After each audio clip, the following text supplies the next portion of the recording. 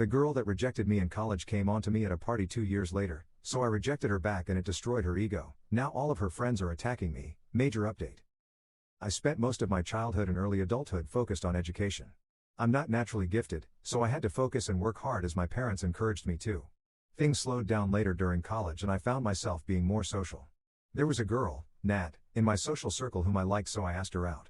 She laughed when I did, but she said it was just so unexpected and that's why she laughed. Still, it kinda stung my chest. She declined and said she wasn't dating at the moment. Spoiler alert, she was definitely dating, just not me. Regardless of the hurt from the rejection, I moved on and got a good job out of my hometown, partly based on my good school performance and connections through internship. Two of the guys from work in their 30s, let's call them Money and Steve, hung out with me a lot and got me to come out of my shell more. They told me to start coming to the gym with them because they were tired of seeing me looking like a twig. I had a lot of fun and improved my body drastically, and whenever we would go out, Tony and Steve would be very good wingmen and got me out of my shell. I'm still a bit awkward, but much more comfortable in social conversations now that I've gotten some experience. This happened over the course of 2 years. I wound up asking my job to work remotely to be closer to my family and got approved as long as I travel back to the office quarterly for important meetings and stuff. So now I'm back home again.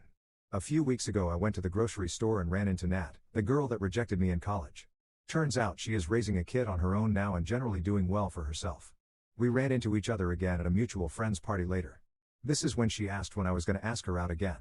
I said the thought hadn't really crossed my mind and she seemed offended. I said I'm not interested and thought that was that. I did kinda remove myself from the conversation after that. Well, apparently that wasn't okay to do. Nat came and found me again and demanded to know why I wasn't interested in her because you were interested in me 2 years ago. I told her that was 2 whole years ago and she lied when she rejected me, so I hadn't thought of her that way ever since. She said a normal person would be over that. She said, it's because I'm a single mom, isn't it? I mean, honestly, I have no interest in dating single mothers because I'm literally just now dating around. I don't want to have to deal with all the stuff that comes with a situation like that. But more to the point, I'm not attracted to Nat anymore. I just simply don't see her that way. Am I crazy here? Like, why are her friends blowing me up because I don't want to date her? Tony and Steve are telling me that I don't owe her anything, but some of my friends at home are telling me to at least give her a shot. I haven't really talked to my parents about it, but my younger brother is telling me to give it a try and my older sister is telling me to trust my gut. I just don't understand why or how this has to be such a big deal. Update 1, I spoke with my sister about what to do. I don't like the chaos of this situation, it's a lot of anxiety and I feel the need to resolve it. To that end and after a lot of consideration and my sister's agreement, I reached out to Nat this morning and asked her to meet me for a coffee tonight. I made it clear that this is not a date and it is just two friends trying to come to terms with each other because I don't like all the messages and comments of her friends. Nat accepted pretty quickly and said she'd like to clear the air about some things. The fact that she apologized for any craziness does give me some hope that our talk later will be productive. I met Nat for coffee, well tea, at a local coffee shop last night. She showed up late, after I did, and said it was because of some childcare stuff she had to take care of. It turned out that her son's father is very much in their lives, but just as a co-parent. The reason she is single is because co-parents are really all they can be together. They did not work well as a couple at all. But from Nat's own admission, her son's father is a very good dad, dedicated, caring and supportive.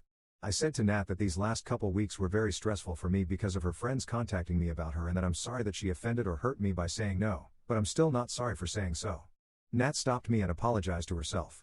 She said she didn't intend for any of that to happen, she just has some very loyal and passionate friends. She also said sorry for how she behaved at the party and gave me some very helpful context. Nat had just recently started dating again, and has not been having so much luck. She expected as much, but she didn't expect people to be so uncaring about it. The last guy she met was quite cruel about her being used goods and harshly rejected her specifically for being a single mom. So that was fresh in her mind. Nat said she saw me and was attracted to me not just physically but that I was less socially awkward and could hold somewhat of a decent conversation now, so she was attracted to my growth. She said she remembered that I was smart and caring but I was very socially awkward when I had first asked her out. Nat was adamant that she did not mean to laugh, she was genuinely just surprised because she never suspected that I even have her that way to begin with. I do believe her on this font. It turned out that she was trying to flirt with me at the party and when I rejected her the negative emotions she had from the last rejection just took over and she reacted poorly. She said she complained to her friends and they took it upon themselves to try to grease the wheels. To Nat's credit, the messages have stopped since yesterday after I first reached out to her and explained why I wanted to meet. In retrospect, I think I may have overreacted too. I believe this because looking at some of the messages from her friends more objectively, it looks like they were just advocating for us to be together rather than attacking me for saying no, if that makes sense. But all the attention felt like demands to me and I may have panicked a bit. So that's basically it, everyone. I apologized, she apologized, and it's all a lot more mundane than I think some people may have expected. No, we're still not dating, and we're both okay with that. Though we did agree that if the opportunity presents itself down the line and the timing is right, one or both of us may try, gently, approaching the idea again. I don't know if I ever expected that to happen, but it's not entirely a bad thought. Just not a thought I would entertain for at least a few years from now. I like my life the way it is for now.